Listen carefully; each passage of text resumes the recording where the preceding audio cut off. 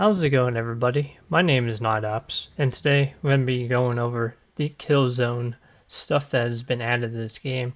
Now, I know it's already been added to this game for a while now, but this video is really just for anybody that doesn't know that Killzone's been added to this game, or anybody that's new to the game, and to talk about the guns and the W.A.S.P launcher and armor sets that are in the game now from Killzone. So that's what this video is about. Hope you guys enjoy this one, and let's get right into it.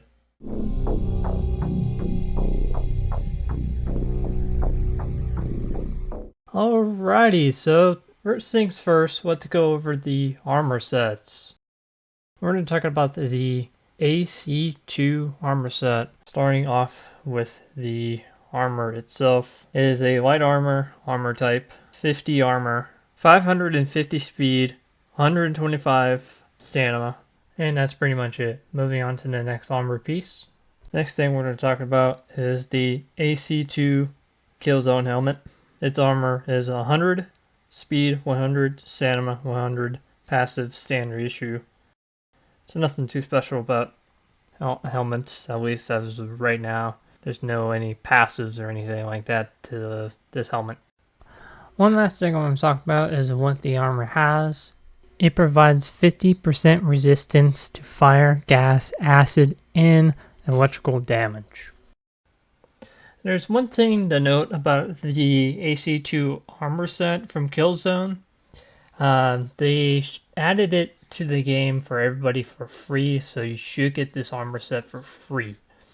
Now, as of right now, they did say that they're working on superstore so that things are in rotation, or maybe you're completely redesigning the superstore and adding anything that was on the superstore at one time, and hopefully they design it to where it's kind of like a marketplace, and you'll be able to get anything you want as long as they keep adding stuff to it.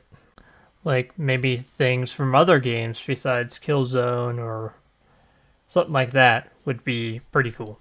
Alrighty, so moving on forward, we're going to go to the AC1 Killzone armor. The armor type is medium armor, armor 100, speed 500, stamina 100, passive acclimated. Also, one thing to note, the source is a premium superstore, and the cost of it is 500 super credits. Next thing up is the AC1 helmet. 100 armor, 100 speed, 100 stamina, standard issue passive, and 310 super credit cost. This armor also provides 50% resistance to fire, gas, acid, and electrical damage, which is pretty good for both of these armors. Now, with all that being said about armors, which one I had to choose? Personally, I like how the AC1 armor set from Killzone looks, although the AC2 is a bit lighter, so you can run around a bit faster, have a little more stamina. They both have the same passives, so it's not much of a difference. It's really just stamina and which one you prefer to have more armor and a little more health. So if you prefer more health, use the AC1. If you prefer a little more stamina, use the AC2.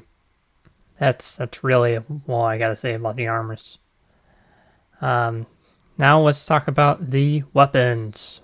First weapon we are going to talk about is the Class 39 Accelerator rifle. Weapon details: standard 250 energy damage, 100 explosion damage, max medium penetration, 9 shots per mag, meaning 3 round burst, and you get 3 recoil, fire rate 550 RPM, spare mags 8, traits explosive, medium armored penetrating, fire modes, burst fire, scope options, 50 meters, 100 meters, 200 meters. Now, this weapon is really only good as a support weapon really against bots.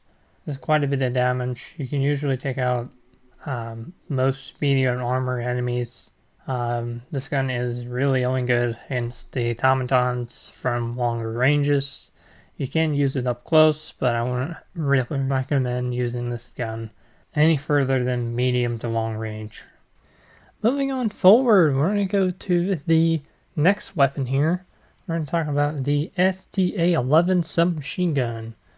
Its weapon details: standard damage 65, max penetration 2, capacity 48 in 1 mag, recoil 13, pretty decently high recoil I notice on this gun, fire rate 1050.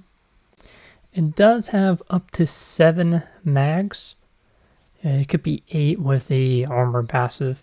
Traits: light armor penetrating, and you can use it one-handed, so if you have like a shield or something like that, maybe you're carrying one of the objectives like a black box or something like that, you can use the gun one-handed. And firing modes, full auto. Now with this gun I have found the most useful against the bugs and the illuminate zombies, which is really good. But it does run out of ammo pretty fast with that high fire rate. So make sure you do definitely grab that LPod space optimization booster, so you have the maximum amount of mags, because you will run out of mags pretty quickly with this gun with that high fire rate. Moving on to the next weapon, we have the StA-52 assault rifle. Weapon details: standard damage 70, max penetration 2, capacity 56, recoil 19, fire rate 790, spare mag 6, traits: light armor penetration, firing modes auto or semi. The cost of it is 615 super credits. And that's about it. It's relatively have low recoil.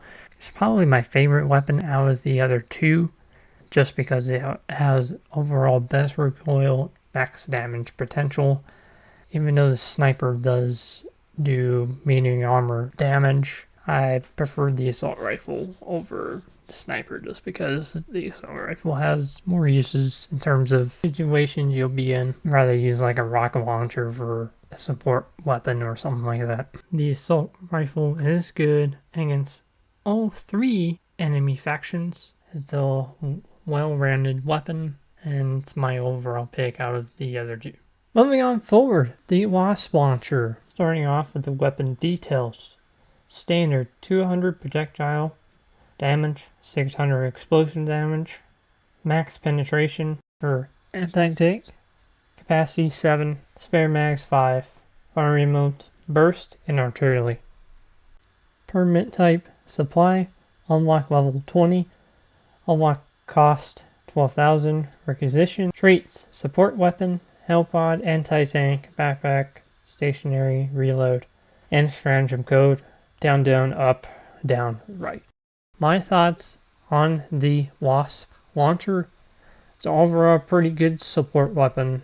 I do recommend being somewhat precise with the W.A.S.P launcher, because you do have to hit enemies in certain locations, particularly like the Hulk or like the Harvester, maybe even the Bile Titan.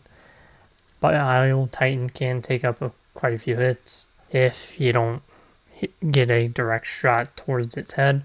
Same thing with the Harvester, get a direct shot towards its head, and same thing with the Hulk.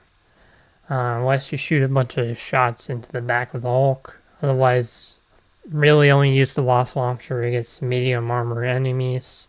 You can use it against factories on outpost for the automatons, which is pretty good.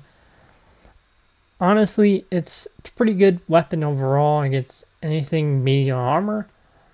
It's pretty much good against all 3 factions. So check it out, test it, however which way you like. I think it's a good stratagem. Last thing I want to talk about is the Killzone capes, player cards in title. First up is the AC2 cape. This is what it looks like. Next up is the AC1 cape.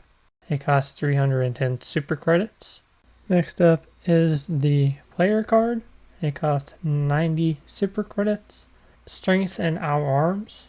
The next player card is Defender of Our Dreams, and it should come for free, as well as the ACG cape should come for free as well. Last and final thing that's been added to this game from Killzone is the title, Assault Infantry, and it costs 150 super credits. And that is everything from the Helldivers 2 Killzone update. Of course, the update's been out for a while now, but might as well go over it and talk about it. Enjoy the Killzone stuff that's been added to Helldivers 2. I know I certainly did. And my overall thoughts, it's a pretty good thing that they added. And I'd like to see more added to Helldivers 2. Maybe something like, I don't know, something from Halo, maybe ODST. That would be pretty cool. Or anything like that. I know that devs say that they want things that fit the game's atmosphere and not just have some weird thing that's added to the game, like whatever the hell this is. Like, they don't want like anime stuff running around in combat, finding the automatons or something. That doesn't make any sense. So yeah. Anyways, thank you guys for watching. This is Night Ops. Over and out.